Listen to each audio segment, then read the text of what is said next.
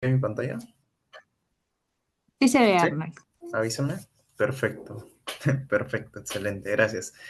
Muy bien, chicos, ¿qué tal? ¿Cómo están? Bueno, acá justamente estamos con una ponencia. La verdad, agradezco bastante la oportunidad por parte de Alani, de los comités que justamente me invitaron a dar esta charla, que es bastante interesante, bastante justamente personal de parte mía por el hecho de que ya llevo un tiempo enseñando este curso que es anatomía y justamente quiero comentarles el día de hoy estrategias que en lo personal a mí me han ayudado bastante para entender el curso de una mejor manera.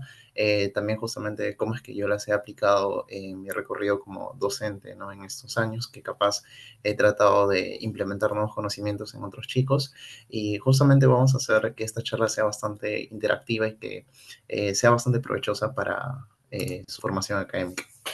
Así que chicos, vamos a iniciar. Acá les estoy presentando. Tengo un pequeño inconveniente con el Zoom, pero bueno, ya, ahí está. Listo. Ojalá que se pueda ver. Ya. Muy bien. Entonces, chicos, acá justamente vamos a empezar con el tema tal cual es estrategias didácticas con preparados anatómicos en entornos virtuales y presenciales a cargo de mi persona. Entonces, lo primero que vamos a hacer justamente es hacer una comparativa, ¿no? ¿Qué es el enfoque presencial y qué es el enfoque virtual? El enfoque presencial es tal cual como su mismo nombre lo dice, es entrar en contacto directo justamente con la muestra que nosotros vamos a estudiar.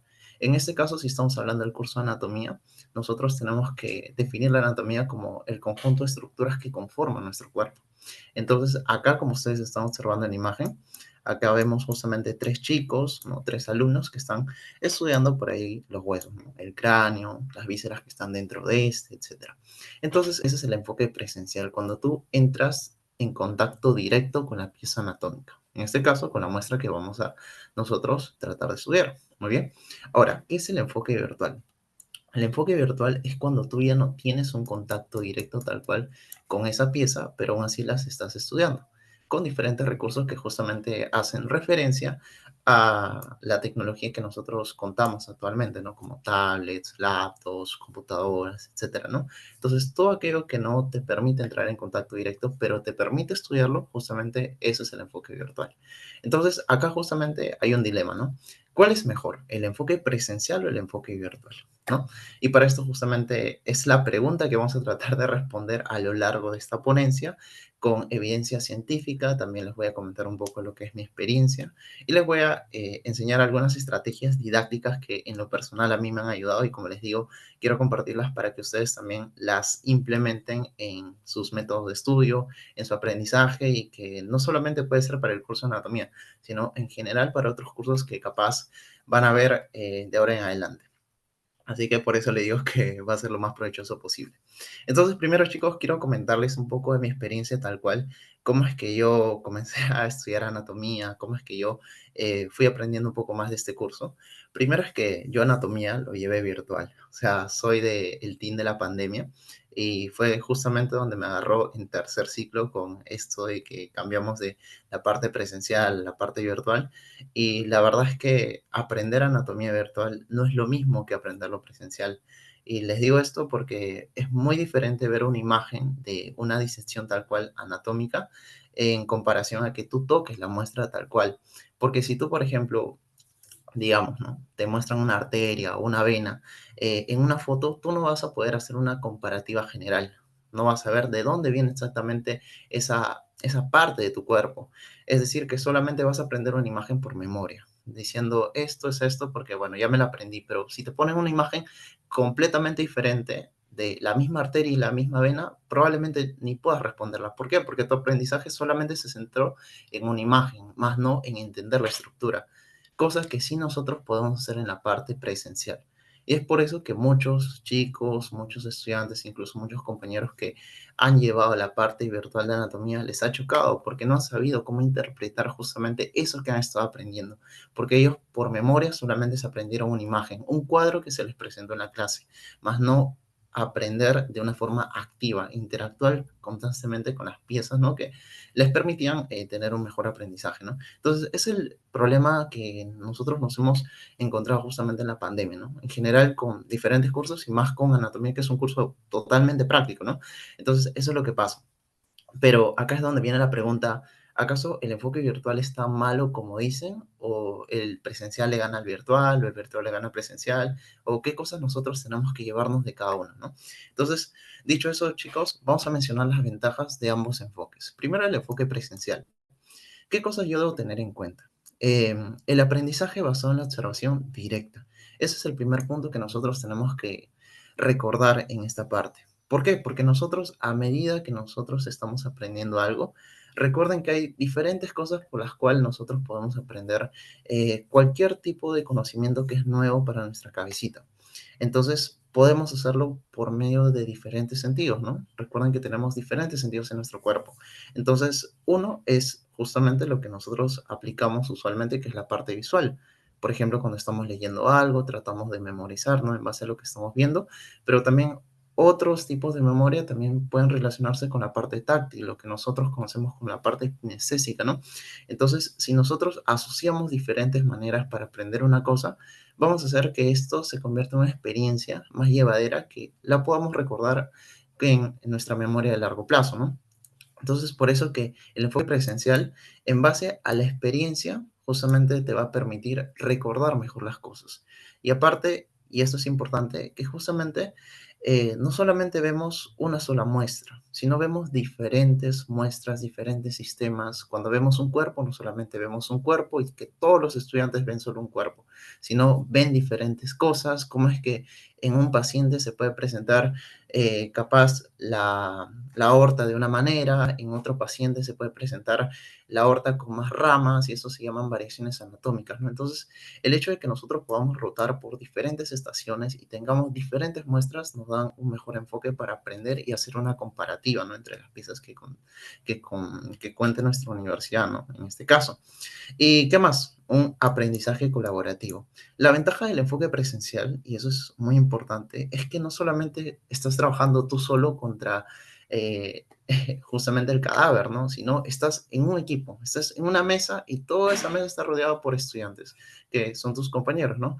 ¿Y cuál es lo interesante, cuál es lo bonito? De que tú no solamente estás ahí aprendiendo, sino que los demás. Entonces, eso crea un ambiente que sea muy bastante bueno y provechoso para el estudiante para que pueda motivarse, estudiar, etcétera. Y en general, comenzar a debatir ideas con sus otros compañeros. Esto igual genera mejor aprendizaje, ¿no? En general para todos, ¿no? Y eso justamente hay que tenerlo en cuenta, ¿no? Y aparte, hay algo muy importante, ¿no? En el enfoque presencial, y es que usualmente te toman pasitos o te toman preguntas, ¿no? O sea, esto como un pretest y posttest. ¿Y para qué? Para generar dudas a lo largo de la explicación de la clase que evidentemente el doctor o algún compañero vaya a editar, ¿no? Entonces eso es importante, ¿no? O sea, por medio de las preguntas es que nosotros comenzamos a buscar las respuestas. Esto es importante porque si nosotros no tuviéramos curiosidad o no tuviéramos la duda respecto a algo, entonces sería un poco más complicado, por ejemplo, motivarme para aprenderlo, ¿no? Por ejemplo, si yo estoy, no sé, caminando y luego, no sé, veo que la señora de la esquina abre su tienda todas las mañanas a la misma hora, pero luego noto que de pronto ahora la abre en la tarde, ¿no? Entonces, ¿qué ha pasado, no? Entonces ahí es donde comienza la duda y comienzo a buscar respuestas, ¿no? Pero ¿en base a qué? A un cuestionamiento previo. Por eso es importante siempre hacernos interrogantes, porque de esa manera vamos a reforzar el aprendizaje activo. Y otra cosa es integrarlo a la parte clínica.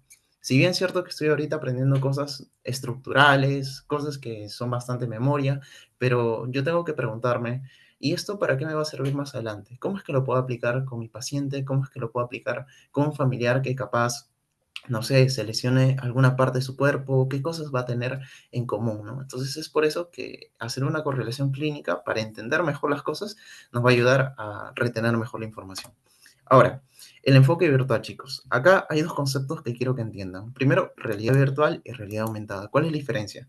Realidad virtual es tal cual como una realidad, pero en fantasía, por así decirlo. Es una realidad que nosotros tratamos de dibujar justamente a partir de esto que digo de que no es un contacto directo, pero tratamos de imaginarlo y en base a esa proyección que estamos haciendo, lo interpretamos. Y eso es justamente lo que estamos observando, ¿no? Cuando nos ponemos unas gafas y tratamos de simular de que estamos en un ambiente, en realidad no estamos, ¿no? Pero tratamos de justamente hacerlo lo más parecido a la realidad. Entonces, eso es tal cual la realidad virtual. Y realidad aumentada es lo que nosotros observamos en nuestras tabletas, computadoras, laptops, ¿no?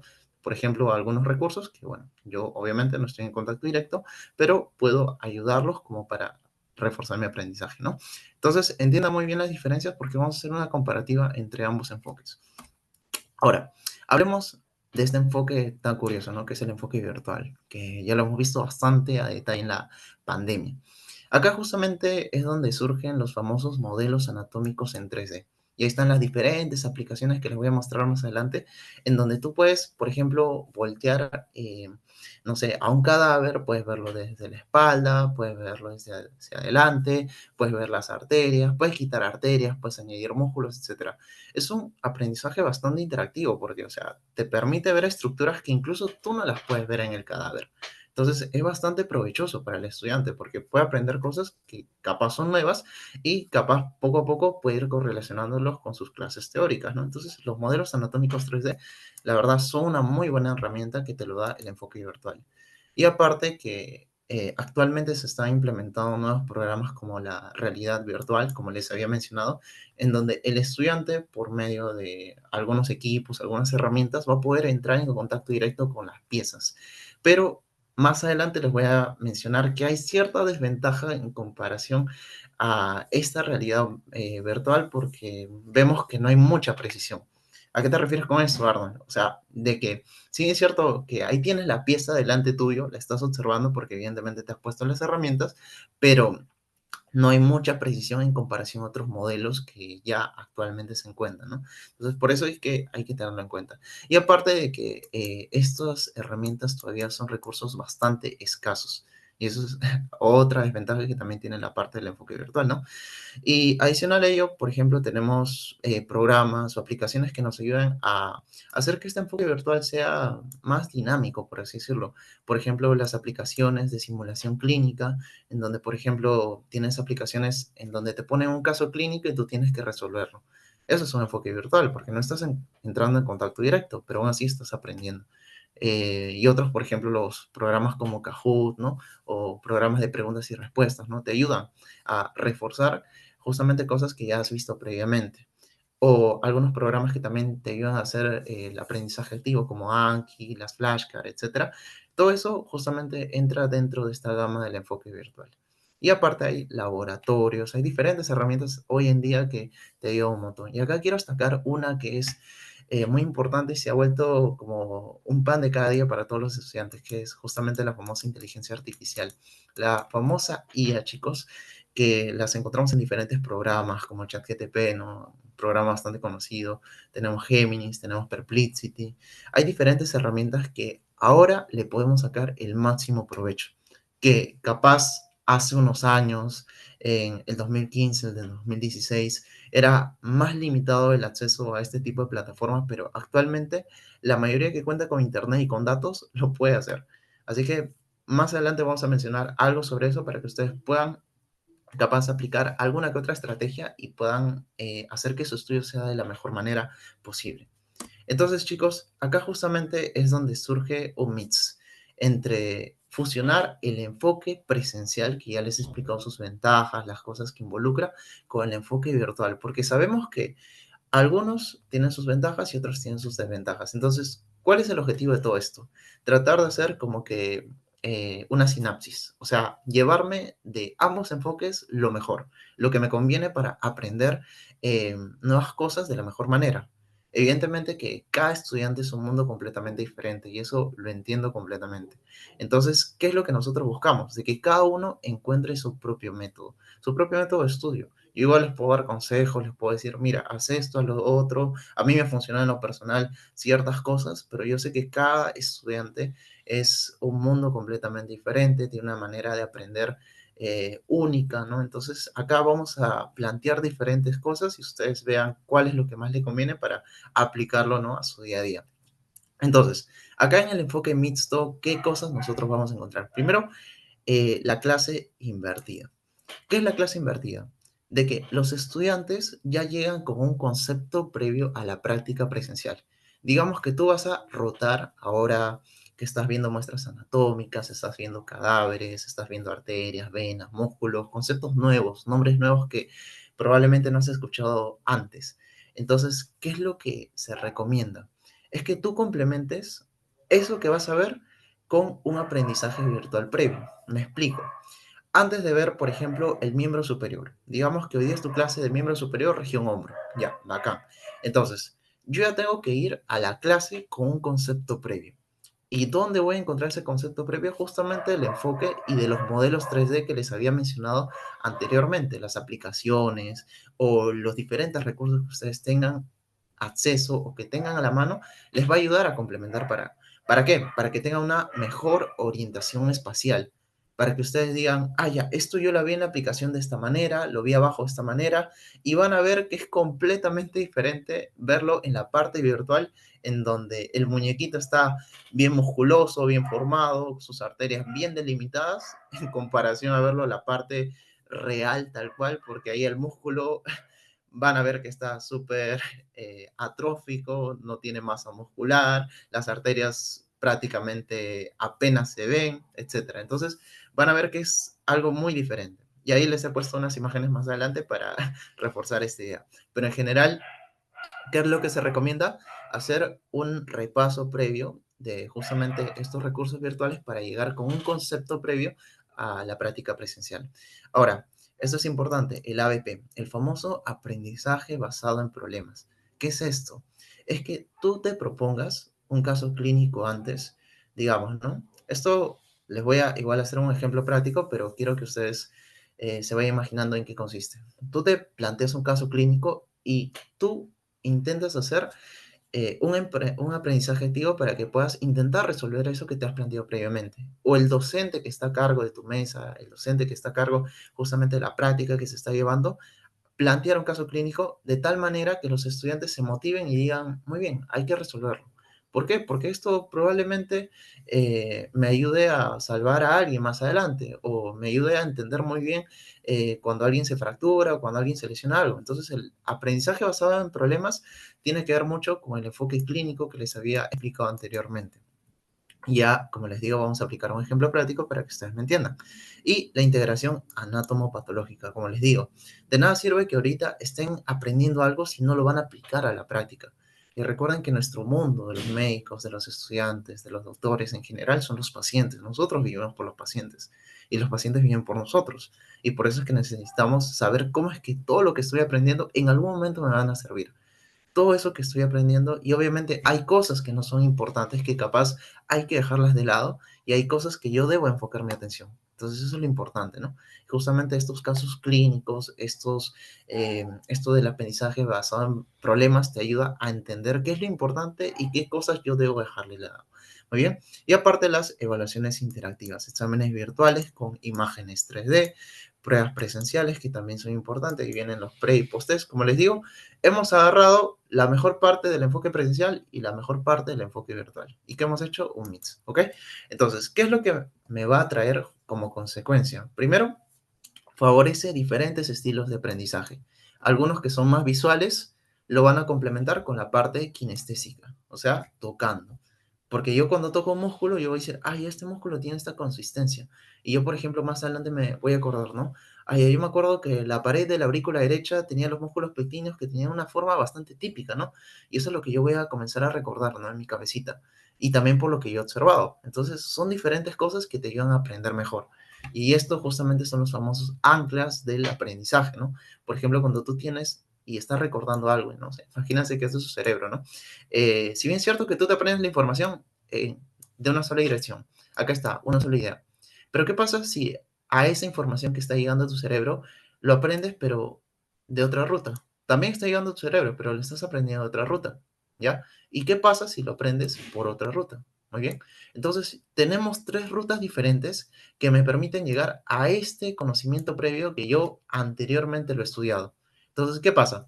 Si tú digamos que te aprendiste una mnemotecnia para aprender de este concepto, ya, el número uno, y ya, bueno, no te funcionó esa mnemotecnia, ya, pero te acuerdas que ese día en la clase tu amigo hizo un chiste relacionado con ese concepto. Digamos que están hablando de las áreas de Brodmann, ya se me ocurre. y no sé, él dice que a los 18 años le operaron la vista y bueno, no sé, su cirugía fue un completo fracaso. Ya, y tú te comienzas a reír y te burlas de él y todo, ya, muy bien. Entonces, ¿qué pasa? Tú, por medio, justamente, tu mnemotecnia no te la acordaste.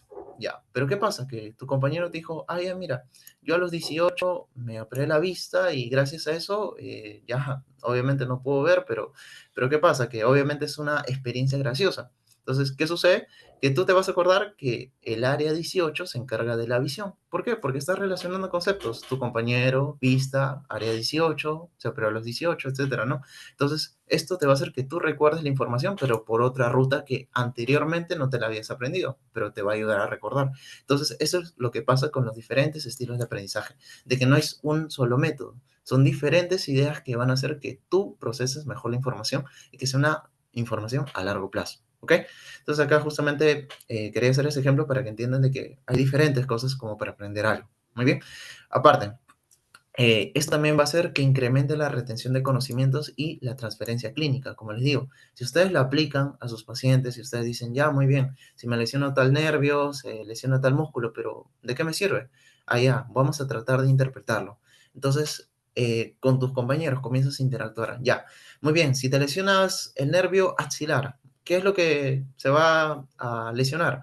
Ah, ya, el deltoides. Ah, ya, ¿y qué es lo que no vas a poder hacer? Ah, ya, hacer como si fueras una gaviota, o sea, alzar tus brazos como si fueran alas. Entonces no vas a poder hacer ese movimiento, ¿no? De abducción. Y con tu compañero te pones a jugar, ¿no? Ya, imagínate que somos aves, gaviotas, ¿no? Y se ponen así a alzar sus bracitos en abducción. Entonces, esto va a hacer que retengas mejor la información, evidentemente. ¿Por qué? Porque estás tratando de darle un sentido a lo que estás estudiando, ¿no? Y es por eso que es importante, ¿no? Y bueno, aparte que mejora la seguridad y la ética al reducir justamente el uso exclusivo de cadáveres, ¿no? O sea, si bien es cierto que tenemos un cierto horario para aprender en la práctica, ¿no? En nuestras universidades, en los diferentes sitios en donde estamos aprendiendo presencialmente, pero a veces no podemos tener el acceso completo. Hay un determinado horario. ¿Y qué tenemos que hacer fuera de ese horario? Evidentemente complementarlo con la parte virtual. Entonces, como digo, es algo de tratar de sacarle lo mejor a cada punto de vista. Muy bien. Y ahora, acá justamente les quería presentar un caso clínico para que ustedes entiendan esto que les trato de decir. O sea, si bien es cierto que les puedo decir muchas cosas, pero acá van a ver que puede llegar a funcionar. Entonces, ¿cómo es que nosotros los aplicamos? Paso uno, presentar el caso clínico. ¿Ok? Y acá, ¿qué les he puesto? Varón de 32 años, es un albañil, consulta porque no puede extender la muñeca. ¿Ya? Y para esto tengo que recordarme cuáles son los movimientos, ¿no? Flexión hacia abajo, extensión hacia arriba, ¿ya? ¿Y qué pasa? Que tampoco puede extender los dedos de la mano derecha, ¿ya? ¿Y esto hace cuánto? Hace 2 días aproximadamente. ¿Y qué nos dice nuestro paciente? Que hace 3 noches se quedó dormido profundamente apoyado sobre una silla con el brazo colgando tras ingerir alcohol. Y eso es un antecedente importante. Si bien es cierto que parece medio chistoso, pero es importante, aunque no lo crean. ¿Ya? ¿Qué te dice? Aparte de ello, el paciente no presenta dolor, está bien, pero lo único que tiene es debilidad evidente al intentar usar su mano. ¿Por qué? Porque obviamente no puede extender la muñeca. Entonces, ¿qué pasa? Que al examen físico, ustedes van a ver en la inspección, que es básicamente observar al paciente, que su mano está caída. Su mano está hacia abajo, así, tal cual, como lo están observando en mi cámara. ¿Ya? Aparte, en cuanto al componente motor, vamos a ver que tienen capacidad para extender la muñeca, articulaciones metacarpofalángicas y conservada la extensión de las interfalángicas. Es lo único que está justamente eh, intacto, por así decirlo. ¿Ya? La sensibilidad también está disminuida. ¿En qué parte? En el dorso de la mano, o sea, en la parte posterior. ¿Ya? Y aparte que el reflejo tricipital está presente. Y la fuerza de la flexión del codo está conservada. Entonces, en resumen de todo este caso clínico que les he presentado, tenemos un paciente que no puede extender, ¿ya? Que no puede extender su brazo, su antebrazo y su muñeca, ¿ya? Pero que sí puede flexionar, ¿ya? Que puede flexionar su brazo, antebrazo y muñeca. Muy bien. Entonces, en resumen es eso. Entonces, ¿qué es lo que pasa? ¿Qué es lo que es interesante en este caso clínico? Si bien es cierto que muchos podemos decir, ah, ya, muy bien, si no puede extender, capaz es porque es una lesión del nervio radial. Ya, pero no solamente eso, ustedes traten de enfocarlo en base a todo el caso clínico. Por ejemplo, ¿qué te está diciendo la parte motora? ¿Qué te está diciendo la parte sensitiva? Acá vemos que también la sensibilidad está comprometida. ¿pero por qué, no? Y me comienzo a cuestionar. ¿Por qué la sensibilidad está comprometida en una lesión del nervio radial? ¿Por qué la parte motora también está comprometida? Entonces decimos, este nervio radial es mixto. ¿Y qué significa mixto? Que tiene un componente motor y sensitivo. Entonces, ¿qué es lo que pasa? Justamente hacemos que el estudiante, y al aplicar esta estrategia, que comience a cuestionarse. Y diferentes cosas, o sea, no una sola cosa, como decirle, ya, dime el diagnóstico y ahí acaba, sino generar preguntas. Y ahí está justamente el paso 2, presentar preguntas de discusión. ¿Cuál es la hipótesis diagnóstica más probable en base al caso clínico que te he presentado? Muy bien. ¿Qué estructuras anatómicas se afectan en una lesión del nervio radial? Si bien es cierto que te lesiones el nervio radial, ya, pero ¿qué has tenido que hacer para que te lesiones ese nervio? Entonces, eso es lo que ustedes tienen que generar, la duda, porque en base a la duda es donde comenzamos a creer, comenzamos a intentar generar respuestas, probables hipótesis, ¿ok? ¿Qué nivel de lesión sospechas en este paciente? ¿En dónde está la lesión? ¿En la axila, canal de torsión, en la diáfisis del húmero, codo, muñeca, etcétera? ¿Cuál es el diagnóstico diferencial? O sea, ¿qué otros diagnósticos puedes plantear? ¿Qué otros nervios se pueden haber lesionado, ¿no? Con una fractura del húmero, etcétera, ¿no? ¿Qué pruebas complementarias se podrían utilizar para confirmar la lesión? ¿Cuál sería el plan de manejo inicial, rehabilitación recomendada, etcétera? Si bien es cierto que estos dos últimos ya son más que nada para medicina interna, para cirugía, pero en general a lo que quiero llegar con el paso 2 es generar preguntas que te ayuden a buscar respuestas, ¿ok? Pero en base a un caso clínico previo, ¿muy bien?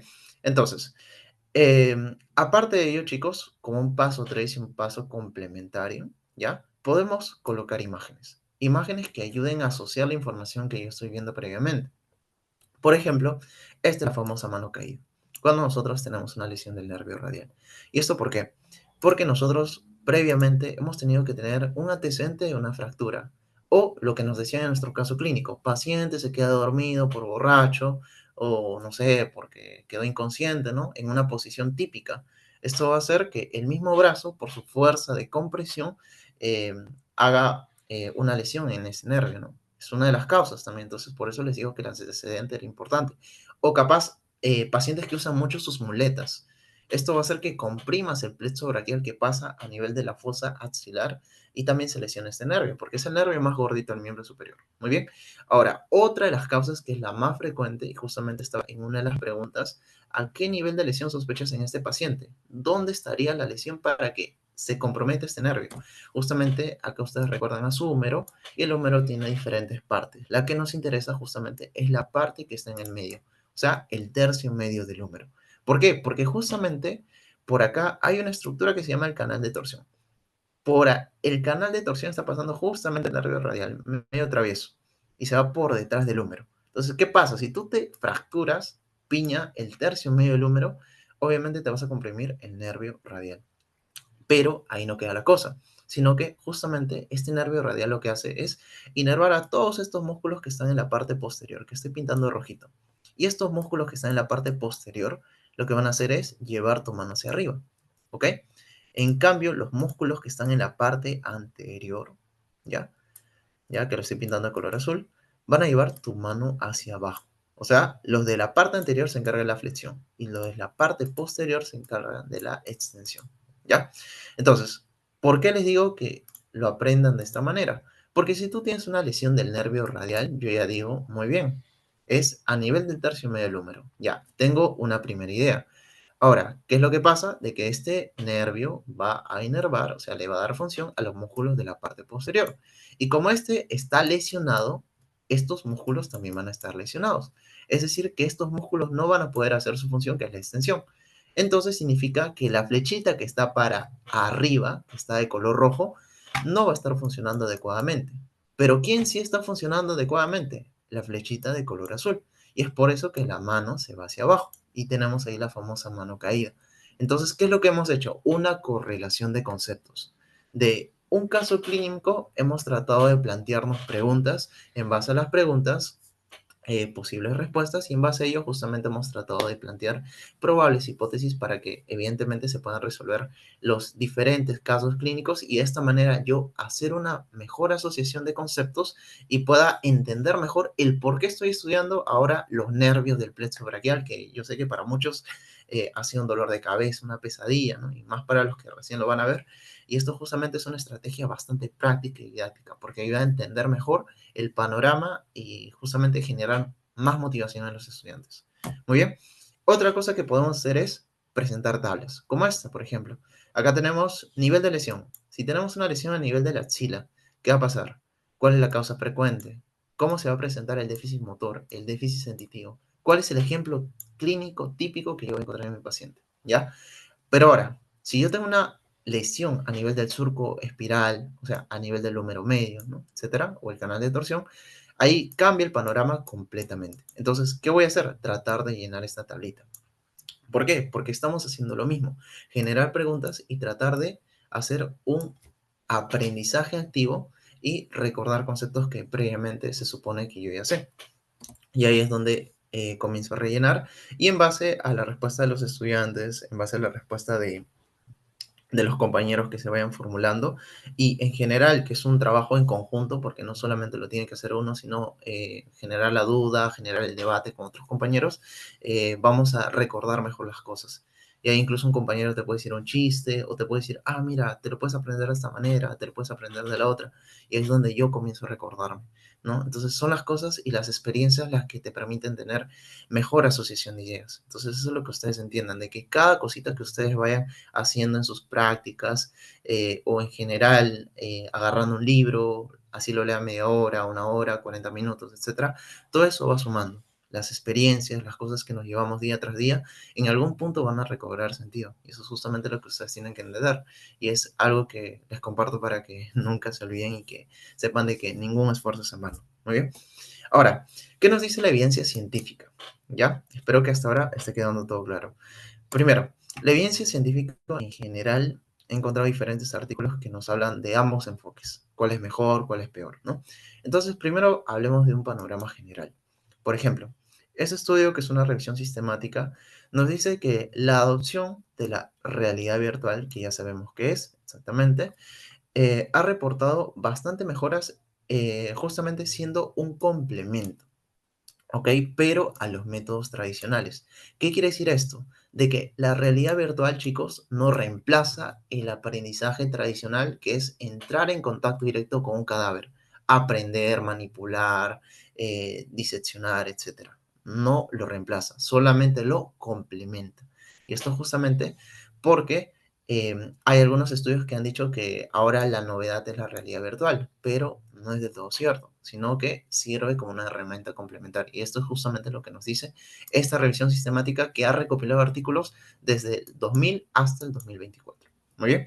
Ahora, esta otra revisión sistemática también nos dice, ¿no? Que la realidad virtual, al ser una herramienta novedosa, mejora los resultados del aprendizaje en comparación a los métodos tradicionales. Así que se puede decir que, entre comillas, es una mejor alternativa.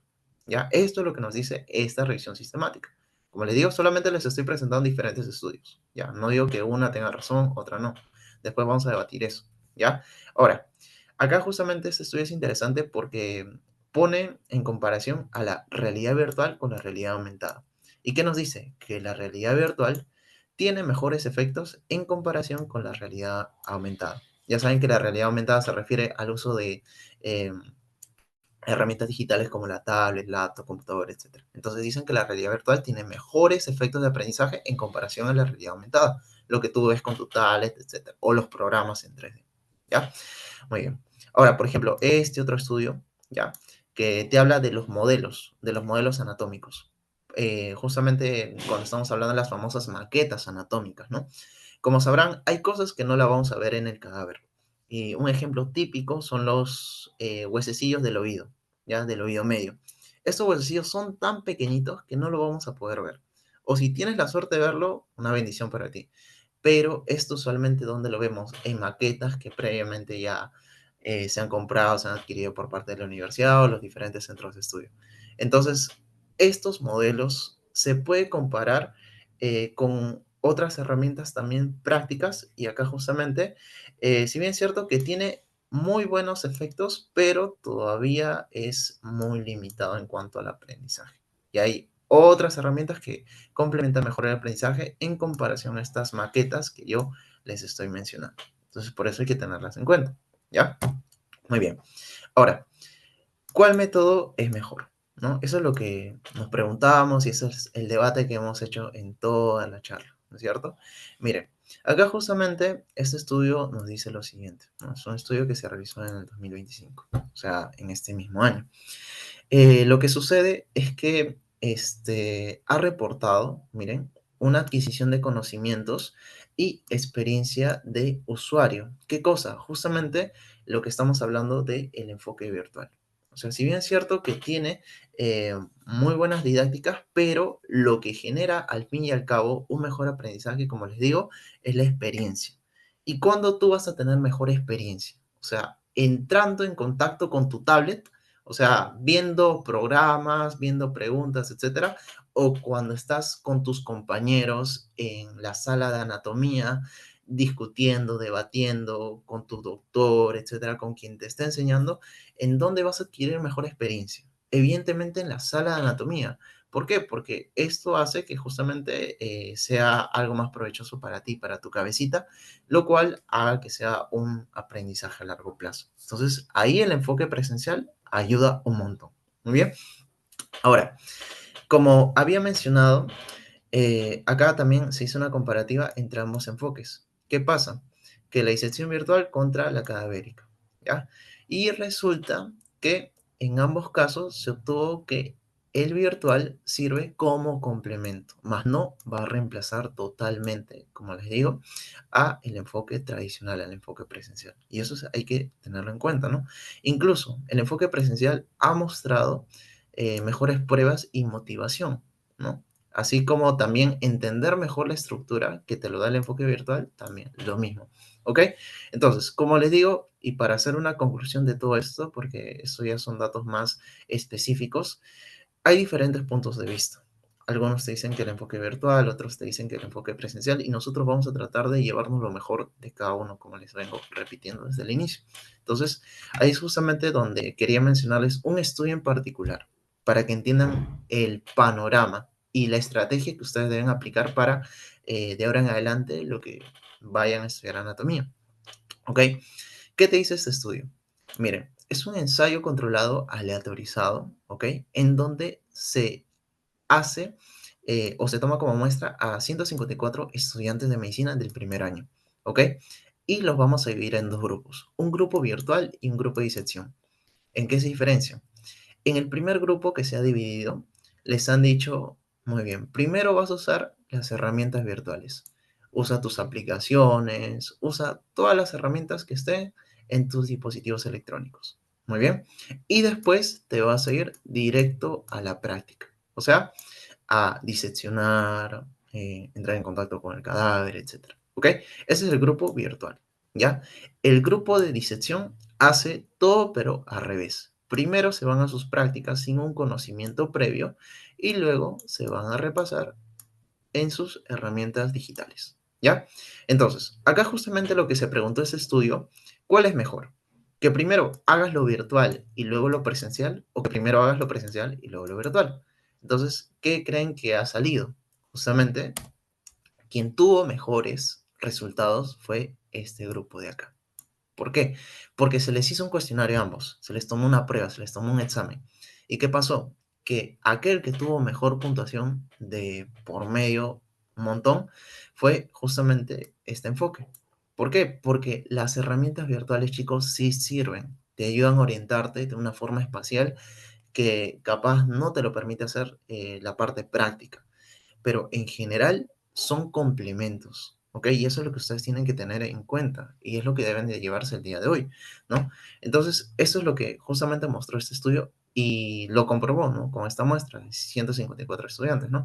Y aparte que había mayor satisfacción cuando los estudiantes estaban aprendiendo. ¿Por qué? Porque entendían mejor lo que iban a aprender, entendían mejor el cuerpo, entendían que tal arteria pasaba, pero capaz no la estaba observando porque puede pasar, ¿no? A veces Capaz cuando estamos diseccionando se nos vuelve una arteria, se nos vuelve un nervio, y no significa que no esté en el cadáver o que no haya existido antes, sino que por la mala praxis, ¿no? A veces se nos va, ¿no? O sea, es normal, somos humanos, cometemos errores, ¿ya? Pero hay que tener en cuenta eso. Entonces, ¿a qué quiero llegar con esto? De que el enfoque virtual ayuda un montón, obviamente, y te permite tener buenos resultados, pero hay que tratar de complementar uno con otro. ¿Y yo qué les recomiendo? Vayan a sus clases, vayan a sus prácticas con un conocimiento previo, haciendo uso de estas herramientas que actualmente las tenemos, que son las herramientas digitales. Muy bien, que incluso este estudio lo comprobó y evidentemente acá se los estoy demostrando. ¿Ok? Listo. Ahora, acá para hacer un resumen de las ventajas y desventajas principales. Primero, presencial. ¿Qué cosas te puede traer el enfoque presencial? Experiencia táctil, ¿no? Real, justamente la memoria kinestésica que les había mencionado. Interacción directa con justamente el cadáver tal cual que te permite tener un mejor conocimiento. Empatía, porque recuerda que es una persona la que estás estudiando la anatomía, entonces hay que tratarla con delicadeza. No hay que jugar, no hay que bromear. Obviamente te genera bastante la parte ética, ¿no? En esta parte. Colaboración, porque no solamente estás tú frente a ello, estás en conjunto, todo un grupo, literalmente tratando de aprender conceptos nuevos. Y aparte es que vas al contexto real. Porque si bien es cierto que tú lo puedes ver en libros, todo bonito, en el Nether, en el Moore, en el Atari, etcétera, tantos libros que hay, pero cuando tú vas a la práctica vas a ver que todo eso es un mundo completamente diferente, que no significa que no sea lo que has visto en los libros, pero es otra realidad. Entonces, esto de la parte práctica te da el enfoque real. Y si tú, por ejemplo, quieres ser más adelante cirujano, ¿no? Y quieres dedicarte más a esto, obviamente te va a ayudar a orientarte mejor. No va a estar así como una arteria bien pintadita, ¿no? O cómo vas a diferenciar la arteria de la vena, etcétera. Entonces, esto te ayuda a que vayas directamente al campo de batalla, por así decirlo, ¿ok? ¿Y cuáles son las desventajas? Limitado acceso a los laboratorios, como les digo, estos lugares donde se hacen las prácticas muchas veces son limitados, es un horario estricto, ¿no? Hay costos altos, logística e incluso hay exposición a bastantes químicos, ¿no? El famoso formol que actualmente ya no se está utilizando mucho, pero en las épocas más antiguas ya se utilizaba más a detalle. Ahora, hablemos de la virtual o la modalidad online. Acá hay bastante flexibilidad. Hay diferentes recursos que tú puedas usar. Como le dije, un montón, un montón. Y más que nada esto de la inteligencia artificial que nos está ayudando bastante para resolver todos nuestros problemas. Es accesible, como les dije, tú puedes agarrar tu celular, ya tienes acceso. Puedes agarrar la computadora de la universidad, tienes acceso. Pues, digamos que estás en la punta del cerro, ya no tienes internet, ya pagas un plan de datos, no sé, 20 soles, el mínimo, Vitel, no sé, ya pues entonces ahí ya tienes todos tus datos. Entonces, como les digo, es algo que podemos tener acceso con facilidad, ¿ya? Menor dependencia de los cadáveres, obviamente, porque ya tienes todo a la mano. Ahí tienes todos los libros, tienes todos los materiales ahí en tu celular, en tu tablet, en tu laptop, etcétera, ¿ya? Pero ¿cuál es la diferencia? De que te vuelven alguien solitario, alguien aislado, ¿no? No hay interacción social, estás solo tú y tu dispositivo. Falta de experiencia táctil, obviamente no estás tocando nada, no sabes cómo es eso. Tu memoria únicamente se limita a la parte visual y a lo que estás observando justamente en tus dispositivos. Dificultades técnicas, ¿no? Entonces, acá justamente vemos que tanto hay ventajas como desventajas. Pero ¿cuál es lo que se recomienda? Como les dije, la modalidad híbrida, algo mixto. Y hay que hacer una combinación equilibrada entre la interacción y la flexibilidad. La flexibilidad que te lo da el enfoque virtual con la interacción que te da la parte práctica. ¿Ok? Y para esto tenemos la autonomía, ¿no? Nosotros podemos decidir, ¿no? ¿Qué es lo que nos conviene? ¿Qué cosas yo extraer de cada una de las cosas que les he venido mencionando, ¿no? Y eso es importante, ¿no? Y acá en las desventajas de la modalidad híbrida, que bueno, no es tanto una desventaja, ¿no? Pero es un problema que se puede presentar, eh, es que tiene que requerir una buena planificación y coordinación tecnológica, ¿no? Por ejemplo, si tú vas a tener tu práctica de miembro superior, tú tienes que decir, muy bien, una hora antes, siempre antes de entrar a mis prácticas del anfiteatro, tengo que leer y tengo que usar estas herramientas digitales para entender mejor la práctica. Entonces es un compromiso contigo mismo, al fin y al cabo. O sea, como les digo, no es una desventaja, pero es algo que tú tienes que metértelo bien en la cabeza para que funcione realmente y que veas los resultados, ¿no? Que lo vas a tener. Muy bien. Entonces acá justamente les muestro un poco de de lo que es la parte práctica, ¿no? Tal cual. Miren, si ustedes ven acá, me acuerdo que a veces los chicos me mandaban, Arnold, mira, me mandaban tremenda fotazo y me decían, ya Arnold, por favor, dime qué dice en el alfiler número 10, en el 20, en el 19, etcétera. O sea, me decían como si yo fuera un mago, ya, te voy a resolver todo. Y o sea, sí, en algunos casos podía hacerlo, pero hay otras imágenes que la verdad están súper feas. Y por ejemplo, nosotros vemos esto y esto es lo mismo que estamos observando para acá. O sea, es tal cual lo mismo. Pero obviamente acá tú lo ves y dices, ¿qué es esto? No entiendo nada. Y acá lo ves, obviamente, bonito, señalado, el nervio accesorio, la vena yugular interna, la arteria, el nervio vago, ¿no? O sea, todo está bien bonito, ¿no? Acá en el néter. Pero esta es la realidad, ¿no? Y esta es la parte digital, por así decirlo, ¿no? Entonces, miren cómo nosotros eh, tenemos que complementar ambos enfoques. Entonces, ¿qué es lo que yo les he dicho? Acá la recomendación es la siguiente, chicos. Ustedes tienen que tener este concepto previo, ¿no? Que evidentemente ya lo han estudiado. Por ejemplo, ustedes van a su práctica ya sabiendo qué es el nervio vago, ya sabiendo que hay una arteria que se llama la arteria carótida común. Y esta arteria carótida común va acompañado de su vena, que es la vena yugular interna. Entonces, ya voy a la práctica teniendo estos conceptos previos. ¿Y qué sucede? Que una vez que yo la vea acá, tal cual, en la cancha, por así decirlo, entonces ahí yo comienzo a manipular. Entonces comienzo a buscar y comienzo a hacerme preguntas. ¿Dónde estarán estas arterias que yo previamente he estudiado? ¿O dónde estarán estos vasos sanguíneos? Y yo veo por acá, por ejemplo, ¿no? Acá yo veo una arteria, esta arteria es media gordita, ¿no? Y al costado yo veo una vena, ¿no? Ah, ya mira, como que se parece un poquito, ¿no? Arteria, vena, y me imagino que el que está en el centro es el nervio vago. Y efectivamente, ¿no? O sea, ¿pero por qué? Porque previamente ya tengo un concepto previo. Entonces, de esa manera, ustedes van a poder sacarle el máximo provecho y aprender mejor la anatomía. Tratar de complementar enfoques que capaz les van a ayudar un montón. Y esto se los digo como experiencia, que la anatomía no es tan complicada como parece, sino hay que saber cómo estudiarlo. ¿Ok? Muy bien. Y acá están los famosos modelos en 3D. La ventaja de los modelos de 3D, como ustedes lo están viendo en diferentes aplicaciones, te permite girar la cabecita, te permite ver incluso arterias, venas que no se ven en la práctica diaria. Por ejemplo, yo te apuesto que esta arteria bien pequeñita, que está en la parte posterior, cerca de la protuberancia occipital externa, no lo vamos a ver acá. O sea, ¿por qué? Porque son arterias que solamente son, por así decirlo, teóricas. No se ven en la práctica. Pero, ¿qué es lo que nosotros observamos? Las arterias un poco más prominentes, como esta, como esta, como esta, ¿no? Entonces, eso es importante. Y es una de las ventajas de estos modelos, estas aplicaciones. Nos ayudan a ver cosas capaz un poco más específicas, más detalladas. Ahora, esto es la famosa realidad virtual, que evidentemente ahora es muy escaso, no lo tenemos en cuanto a recursos de todas las universidades, pero básicamente consiste en que tú te pones algún aparato, alguna herramienta y puedes interactuar directamente, por ejemplo, acá con el cadáver, ¿no? Acá, si bien es cierto, ya, puedo sacar los pulmones, puedo sacar el hígado, el esternón, etcétera. Pero ¿qué pasa? Si tú ves esta imagen, no vas a comparar esta imagen que no tiene tanto detalle en comparación con esta otra imagen que capaz tiene mucho mejor detalle, ¿no? Porque acá está el nervio accesorio, o sea, hay más cosas que están detalladas. En cambio, en la realidad virtual, si bien es cierto que es más bonito, interactivo, es bastante práctico, no puedes ver esos pequeños detalles que capaz otras herramientas sí te las puedan dar. Por eso les digo de que ustedes traten de aprovechar a lo máximo los recursos que tenemos a la mano y que sepan que estos realmente sirven, ¿no? Pero esto es obviamente algo que se está implementando, como ustedes lo han visto y les he demostrado con otros estudios, han dicho incluso que es mucho mejor que el enfoque virtual. O sea, en cuanto a la realidad aumentada y la realidad virtual hay bastante diferencia, ¿no? Pero obviamente es un método novedoso que me imagino que ya en los posteriores años ya lo van a ver como algo bastante rutinario, por así decirlo. ¿Ok?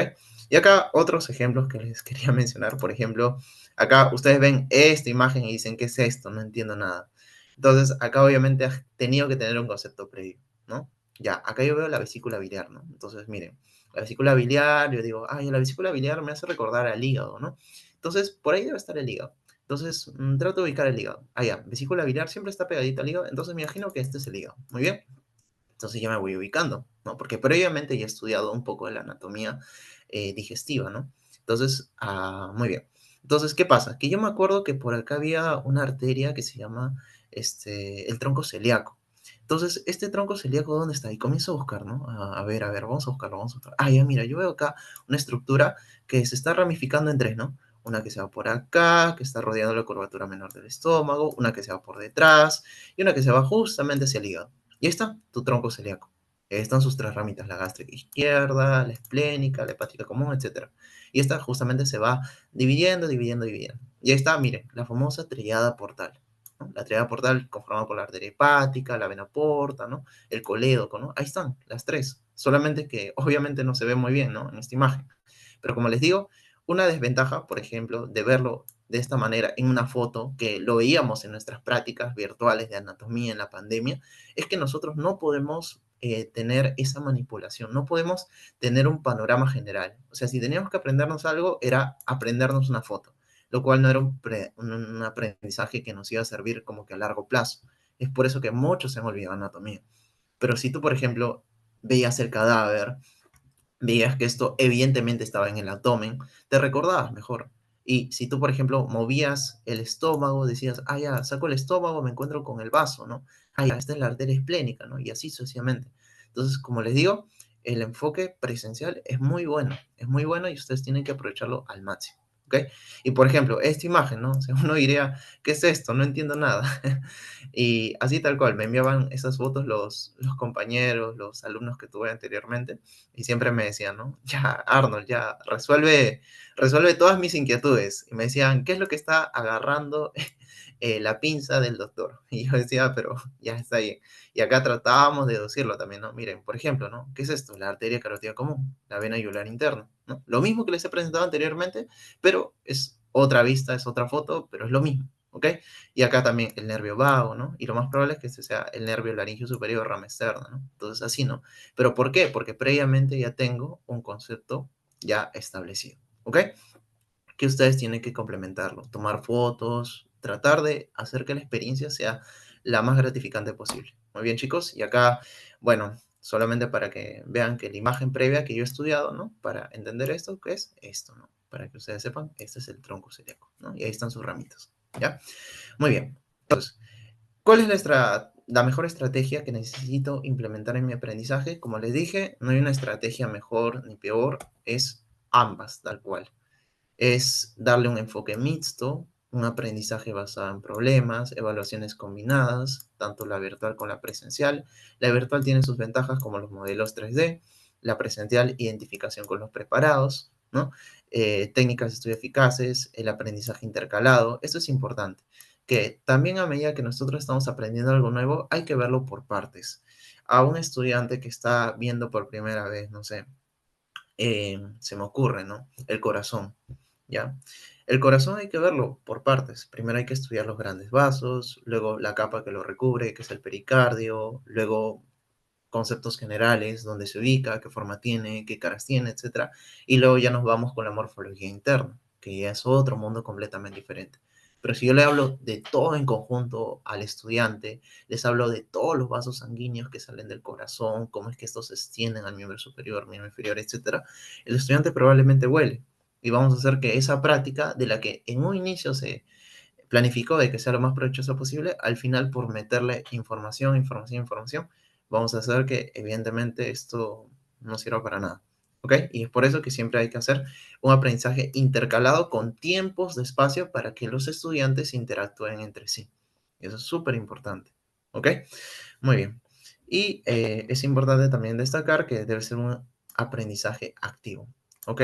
De nada basta de que tú hayas aprendido algo un día antes si no lo vuelves a repasar o si no lo vuelves a comparar en comparación a, valga la redundancia, a lo que has visto en una clase anterior. Me explico. Si estamos estudiando miembro superior, ¿ya? Has visto en la primera clase región hombro, ¿ya? Segunda clase, región del brazo. Tercera clase, región antebrazo y cuarta clase, región de la mano. O sea, estamos yendo en orden. Ya, muy bien. Primera clase le metí todas las ganas. Hombro me aprendí al derecho y al revés. Ya. Muy bien. Segunda clase, vamos con brazo. Me aprendo todo de brazo. Muy bien. Tercera clase, antebrazo. Cuarta, mano. Y luego tú dices, ya, he estudiado todo. Ya, bacán, me siento listo para mi examen. Pero ¿qué pasa? Que obviamente no has repasado y tú cuando das tu examen, lo que te vas a acordar probablemente que es antebrazo y mano. ¿Por qué? Porque es lo último que has estudiado. Pero no has repasado y no lo has correlacionado con los segmentos que has estudiado primero. Hombro, brazo, ¿no? Entonces, ¿qué ha pasado? Que obviamente todo lo que has invertido en su momento no sirva para mucho. Entonces, por eso es importante hacer un repaso activo, ¿no? El famoso Active Recall, ¿no? Que siempre ayuda un montón. Y esto lo podemos complementar con herramientas como Anki, las flashcards, ¿no? Que ayudan bastante, ¿no? Y más ahora con las herramientas virtuales que tenemos. Entonces, ¿cómo le podemos sacar el máximo provecho posible a estas estrategias? Si estamos hablando del enfoque presencial, ¿cuáles son mis consejos, chicos? Apliquen el Active Recall, o sea, práctica de recuperación. Si están estudiando una cosa, correlaciónenlo con lo que han estudiado previamente. Están estudiando corazón y luego van a estudiar arterias, ¿ya? Perfecto. Entonces, yo me acuerdo, al menos lo más importante del corazón, que la aorta sale del ventrículo izquierdo y ahí es donde comienza el origen, ¿no? La aorta sale, tiene sus tres porciones, pasa por el diafragma, se convierte en una aorta abdominal, etcétera. Pero estoy correlacionando mi clase de corazón con mi clase de grandes vasos. Y esto va a hacer que yo entienda mejor las cosas y que sepa el porqué de todo, ¿no? Entonces eso es súper importante y que ustedes deben entender, ¿no? De que no se trata solamente de que ya estudio una clase y ahí nomás queda, ¿no? Sino tratar de correlacionarlo. Por ejemplo, esto es algo que yo también aplico actualmente con mis clases, ¿no? Si estoy viendo ahorita pediatría y luego veo temas como diabetes, veo temas como infecciones, entonces lo correlaciono con cosas de medicina interna, infectología, cosas de ginecología, obstetricia, etcétera. Entonces me ayuda a correlacionar conceptos. Obviamente, no voy a hablar de todo el capítulo. O sea, si estoy estudiando neonato, me enfoco en neonato, en pediatría. Pero no voy a estudiar todo el capítulo de gineco y obstet, solo cosas puntuales. ¿Para qué? Para entender mejor el concepto. Entonces ustedes tienen que entender bien eso, de que no se trata de estudiar así, de matarme, matarme, matarme, sino estudiar de una forma inteligente, estudiar de una forma práctica y de esa manera tener buenos resultados. Aprendizaje espaciado, ¿no? Y esto también va con la repetición espaciada, ¿no? O sea, voy a tratar de forzar a mi mente a recuperar la información, pero también voy a justamente complementarlo con repasos activos, ¿no? Entonces eso es importante. Por ejemplo, estoy caminando por la calle y luego, no sé, se me ocurre, oye, la otra vez estudié una parte del corazón que me llamó la atención, ¿cuál era? Y trato de recordar. Antes de ver la respuesta y obviamente soplarme, yo digo, ¿cuál era? ¿Cuál era? O sea, hago que mi mente se ponga a trabajar, se ponga las pilas. Es lo mismo cuando tú vas al gimnasio. O sea, cuando vas al gimnasio, primero comienzas con un peso ligero, ¿no? Que se te adecue y una vez que ya terminaste con ese peso, dices, ya, vamos a meterle con todo. Y ahí es donde comienzas ya con más peso y cargas más y más y más. Lo mismo pasa con tu mente. Si tú no la ejercitas para que comience a trabajar, tu mente siempre se va a acostumbrar a un aprendizaje pasivo. Va a acostumbrarse a que, muy bien, tengo datos, me pongo a buscar la información y ahí está. No, tienes que tratar antes de buscar la información tratar de recordar, tratar de forzar a tu mente, decirle, trabaja, trabaja, recuerda como sea, qué es lo que dijo tu compañero, qué es lo que dijo en ese momento. Ya, si no te acuerdas por nada, ya, vemos la información, pero previamente con un esfuerzo adicional. Eso justamente va a la par con el aprendizaje espaciado y la práctica de recuperación. Muy bien. Y luego también tenemos la elaboración activa. Esto es básicamente explicarle a otros lo que vas aprendiendo. Esto ayuda un montón. Un estudiante que enseña lo que ha aprendido, se dice que alrededor de la información la retiene entre 2 o 3 veces más en comparación a otro que no lo hace. Por eso que ustedes traten también de ser docentes. Les ayuda un montón a entender. O sea, no es necesario que un auditorio los escuche, incluso les pueden explicar, no sé, a su perro, ¿no? O a su mamá, a su papá, etcétera, a la persona que tenga a su alcance. No hay problema. La idea es que lo haga, ¿ok? Y los mapas conceptuales físicos. Y acá les voy a poner un ejemplo con algo que yo usualmente hago en las clases que he dictado, pero los mapas conceptuales son muy importantes porque hacen que la información ya no sea tan compleja, sino desgranarla por pedacitos. En cuanto a la parte virtual, ¿qué es lo que tenemos que hacer? Un aprendizaje multimodal. ¿Qué es eso? Usar diferentes recursos. No solamente se limiten a, ya voy a estudiar un PDF. No, hay muchas herramientas que les pueden ayudar inteligencia artificial. En la inteligencia artificial incluso ustedes pueden crear cuadros comparativos, pueden crear imágenes que les pueden decir, no sé, ChatGPT, me puedes crear una imagen del músculo tal y para que te recuerdes, no sé, le pones un gato o alguna imagen que te permite asociar, ¿no?, la información. Eso es justamente un aprendizaje bastante activo, ¿no? Te ayuda un montón. O sea, hay diferentes enfoques como para que tú lo puedas sacar su máximo provecho. Autoexplicación digital también es importante. Pruebas de práctica en línea, los famosos quizzes, ¿no? O sea, ya, he aprendido, dices a la inteligencia artificial, muy bien, ¿me puedes preparar un cuestionario o un examen de tantas preguntas con tantas respuestas? Ya, y me comienzo a ver mis errores. Y en base a los errores tú vas a comenzar a aprender y ver, ay, estoy fallando en esto, voy a volver a repasar específicamente este punto. Porque si yo, por ejemplo, estoy estudiando un examen en donde te viene desde la A hasta la D, o sea, A, B, C, D, ¿qué es lo que me interesa? Saber, obviamente, A, B, C y D, ¿no es cierto? Pero, ¿qué pasa? Que si tú haces tu examen, estás bien en esto y en esto, y te falta C y D. Obviamente ya no vas a repasar ni A ni B. ¿Por qué? Porque estás bien. Entonces, ¿qué es lo que tú te tienes que enfocar? En tu punto débil, o sea, en C y en D. Y es lo mismo, ¿no? O sea, para eso te sirven justamente los famosos quizzes. Como les digo, actualmente tenemos esa ventaja de poder incluso generarla con la misma inteligencia artificial. Por eso les digo que traten de sacarle el máximo provecho posible. El aprendizaje activo, evidentemente, incluso con las mismas aplicaciones, tú puedes decirle que te genere flashcards. Y las flashcards son, la verdad, una herramienta bastante práctica, ¿no? Te permite entender y recordar conceptos clave. O sea, no te vas a poner en una flashcard, o sea, no sé, todo el resumen de un tema, sino cosas bastante puntuales, ¿no? Como lo que hemos mencionado anteriormente. Lesión del nervio radial. ¿En dónde lo vamos a encontrar? Fractura del tercio medio lúmero. Y ahí, acaba. No vas a poner todo el caso clínico que les he presentado, las preguntas, no. Ahí ya no tiene mucho sentido porque no estás aprendiéndote información puntual, sino estás tratando de meter como sea información donde ya no va, ¿ya? Y también puedes hacer el aprendizaje colaborativo virtual. Sesiones de Meet, sesiones de Zoom con tus compañeros, a pesar de que no es un contacto directo, pero ha habido un montón. Eso es bastante práctico y ha mostrado bastantes resultados. Y acá solamente un ejemplo que yo les hago a los chicos, que es, por ejemplo, cuando les estoy enseñando las inserciones distales de los músculos de la región glútea. Yo les digo, ¿no? Acá nosotros tenemos al fémur, ¿ya? El fémur tiene su trocánter menor, su trocánter mayor, ¿ya? Imagínense que este trocánter mayor que está por acá, ¿ok? Que lo he señalado, es como un cubo, ¿ya? Entonces el cubo, ¿cuántas caras tiene? Tiene sus 6 caras.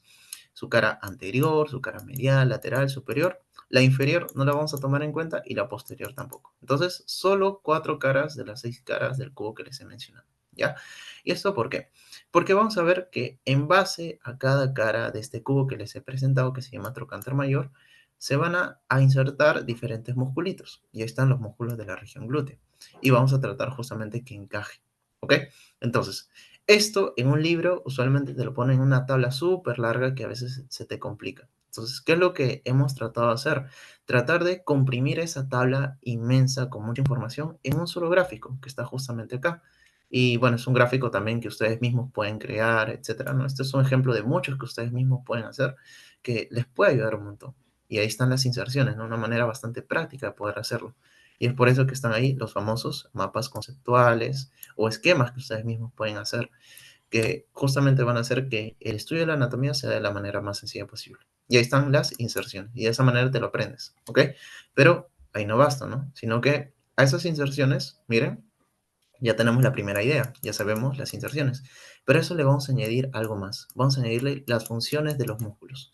¿Y cómo añadimos las funciones? De la siguiente manera. Yo voy a agarrar y lo voy a agrupar. Todos estos músculos que están para este lado, yo voy a decir que se encargan de la abducción. O sea, todos estos que estoy encerrando, que están desde esta flecha, desde la izquierda hasta la derecha, se van a encargar de la función abducción. O sea, el piriforme, el tensor de la fascia lata, ¿no? Estos músculos, en general, que están dentro de este grupo, se van a encargar de la abducción, ¿ya? ¿Por qué? Porque están desde la flecha, desde la izquierda hasta la derecha. Ahora, acá yo voy a poner otra flecha, ¿ya? Entonces, ¿qué pasa? Que estos músculos que yo voy a encerrar en este grupo de color azul se van a encargar de estas dos funciones, rotación lateral y estabilizar la articulación. Entonces, músculo piriforme, gemino superior, pero interno, gemino inferior, cuadrado femoral, todos estos que están dentro del grupo de los azules se van a encargar de esa función, ¿ok? Y estos músculos que los voy a poner dentro del grupo de los verdes se van a encargar de estas funciones, ¿ok? En general no quiero que se lo aprendan, solamente quiero que entiendan de que, miren, tan solo viendo un gráfico, miren todo lo que ya me he aprendido. Ya me aprendí la inserción y la función de los músculos de la región glútea. Y de esa manera hemos hecho que la información sea práctica, sea digerible, y yo cuando quiera recordármelo en mi examen, ya pueda ver la anatomía como un todo, más no como parte separada. Porque, ¿qué pasa si yo me aprendía el glúteo medio por separado? Yo decía, ah, ya, el glúteo medio es un músculo que se inserta en la cara lateral del trocánter mayor y se encarga de la rotación medial, nivelar la pelvis y abducción. Ya, muy bien, ya me lo aprendí. Ahora, pasemos con el otro músculo, el glúteo menor y así sucesivamente. Si tú te lo aprendes por separado, probablemente te lo olvides, te confundas y saques cero en tu examen. Pero si tú te lo aprendes todo como un conjunto, como ustedes lo están observando, van a hacer que la información sea más digerible, van a hacer que la información sea más sencilla de recordar. Y esto es algo que ustedes pueden hacer, incluso con mnemotecnias, con asociaciones, etcétera. Y entendiendo sobre todo el porqué, de dónde parte todo. Eso es súper importante, chicos, y espero que de verdad eso les sirva como un consejo y que sepan de que las cosas no son eh, difíciles, sino creo que una tarea muy complicada del docente es hacer que la información que nosotros sabemos o que nosotros, bueno, vamos a querer transmitir a alguien sea algo súper sencillo. O sea, tratar de convertir algo difícil o algo muy complicado en algo súper sencillo que los estudiantes, los alumnos o, bueno, en general los que estén escuchando entiendan, ¿no? De una mejor manera. Entonces, por eso quería destacar justamente ese punto. Muy bien. Listo, chicos. Acá, ahora último, quería, ya para cerrar esta ponencia, con unas palabras finales. Acá, bueno, solamente les muestro una de las pocas cosas que he hecho en esto. Bueno, pocas, creo que no es la palabra, sino al contrario, o sea, creo que lo mejor que me ha pasado fueron los estudiantes, los alumnos que he tenido a lo largo de este tiempo. Por ejemplo, me acuerdo que yo comencé a enseñar a una promoción, bueno, que ahorita ahí están en semiología, ¿no? En su momento estaban en anatomía, pero miren todo lo que teníamos que hacer, teníamos que ir a la casa de alguien que vivía cerca de la universidad, y miren, gran cantidad de alumnos, acá ustedes ven los cerebritos.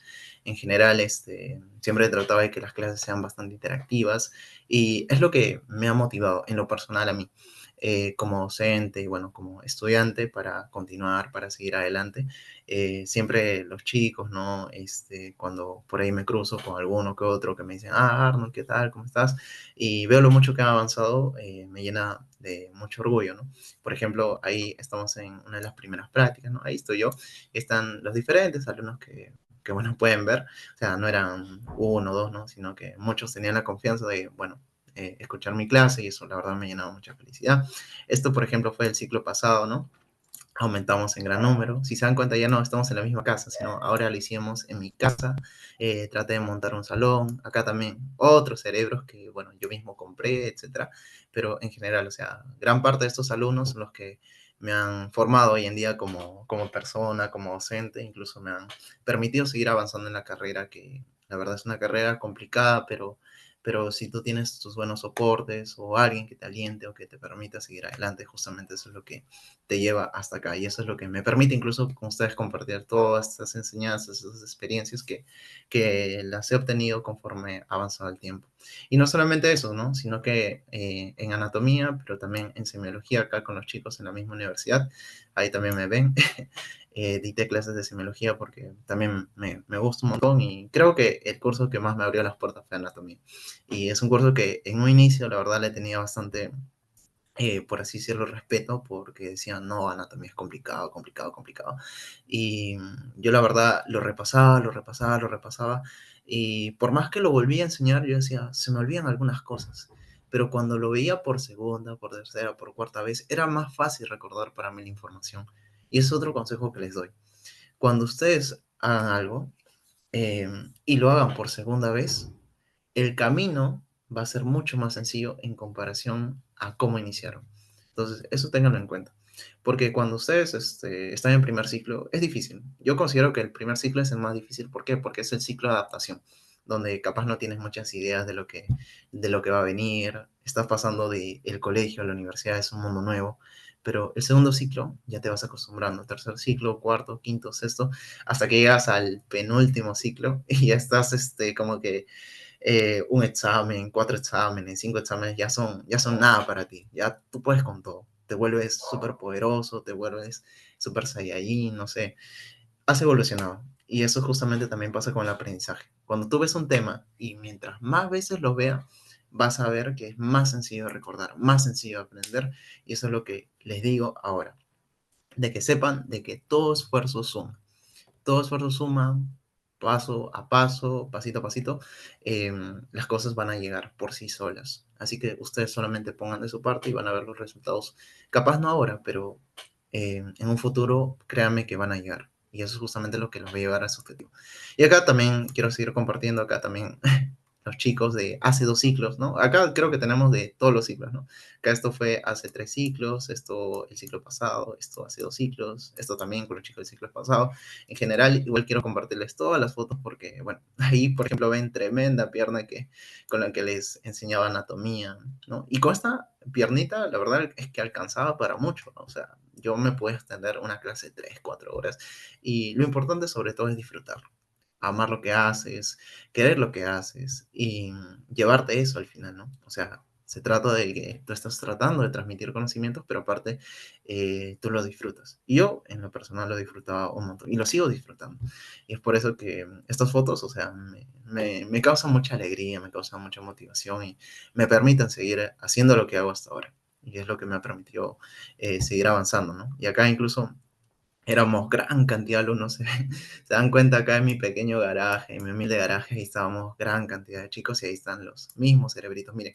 Y estas piezas, ustedes dirán, pero son pocas, ¿no? Pero alcanzaba, ¿no? Alcanzaba y se podía prestar para mucho más, ¿no? A lo que voy es que no hay límites como para hacer algo que tú quieras. Si tú tienes algo en mente y quieres hacerlo, hazlo nomás, ¿no? Como dices esa famosa frase, ¿no? Perfecto. Y ahí solamente complementar con algunas fotos que también adicionales, ¿no? Otros chicos, ¿no? Y acá también en la misma clase, estos chicos ya están en semiología, también me siento muy feliz por ellos, ¿no? Porque me acuerdo que en ese momento ya les enseñé anatomía, ¿no? Miren, una pequeña mesita incluso, ahora al menos la mesa es un poco más grande, pero bueno, en general, bueno, me siento muy agradecido con cada uno de ellos y bueno, en general les tengo bastante aprecio, bastante cariño. Y bueno, chicos, esas son las conclusiones de todo lo que hemos hablado el día de hoy. Recuerden que en presencial funcionan mejor las técnicas activas, kinestésicas, aquel estudiante preguntón, aquel que si tiene una duda traten de resolverla, traten de forzar a su mente, ejercítenla tratando de recordar las cosas y tratando de que todo lo que vayan aprendiendo, enfocarlo a la práctica clínica. Y utilicen justamente el enfoque virtual, las herramientas que actualmente tenemos, de diferentes maneras. Como les digo, no hay una sola manera de hacerlo, sino ustedes vean qué es lo que se les adecua de acuerdo a ustedes mismos, a su persona. No a mí, no a tu compañero, no al otro, ¿no? Si a él le ha funcionado una cosa, está bien. Pero tú mira qué es lo que a ti te está funcionando, ¿ok? Y el modelo híbrido, evidentemente, que funciona a ambos enfoques, es el más eficaz. No se olviden de eso. Y aparte que las estrategias más efectivas de estudio son las que hacen que el estudiante sea activo, aquel que interactúe y aquel que busque diferentes enfoques, ¿ya? Entonces, esto es importante. Recuerden que ambas se complementan y que esto les va a permitir justamente entender mejor este curso y los que vengan más adelante, ¿ok? Acá está la bibliografía respectiva, chicos. Y eso fue todo por mi parte. De verdad, agradecerles por su tiempo, por su paciencia. Y bueno, espero que se hayan llevado algo de la ponencia el día de hoy. Y si tienen alguna duda, alguna pregunta, con total confianza, dígame. Yo estoy atento a sus dudas, a sus consultas. Así que chicos, no sé si por ahí tienen alguna duda, alguna consulta que quisieran mencionar.